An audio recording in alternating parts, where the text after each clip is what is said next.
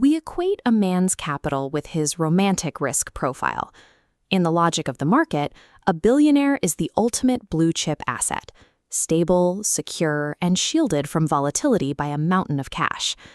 By April 2026, Elon Musk is the closest any human has come to the 13-0 mark, a $1 trillion paper valuation.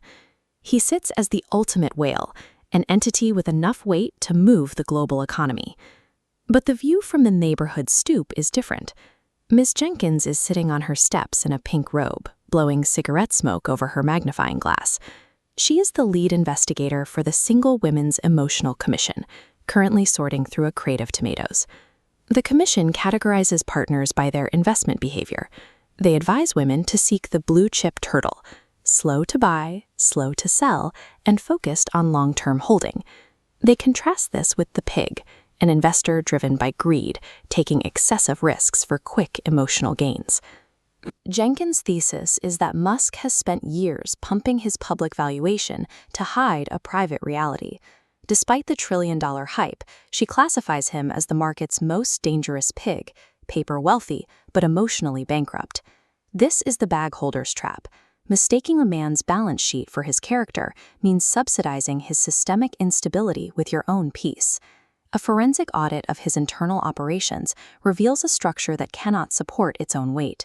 This portfolio of dependents has 14 children across 5 stakeholders.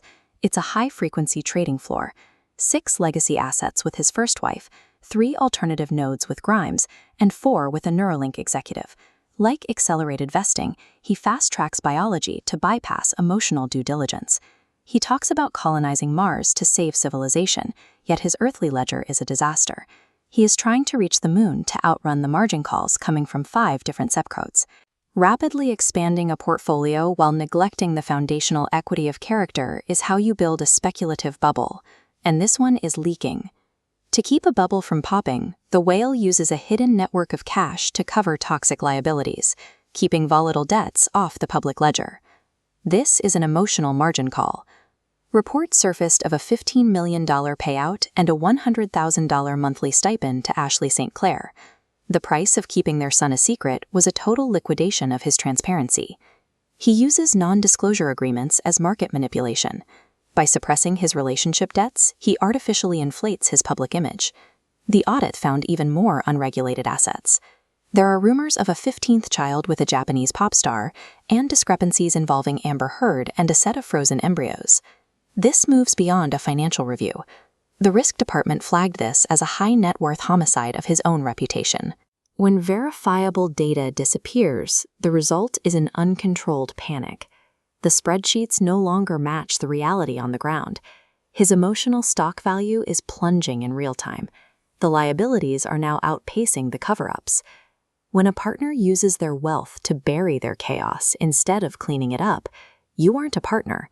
You are just exit liquidity for a Ponzi scheme.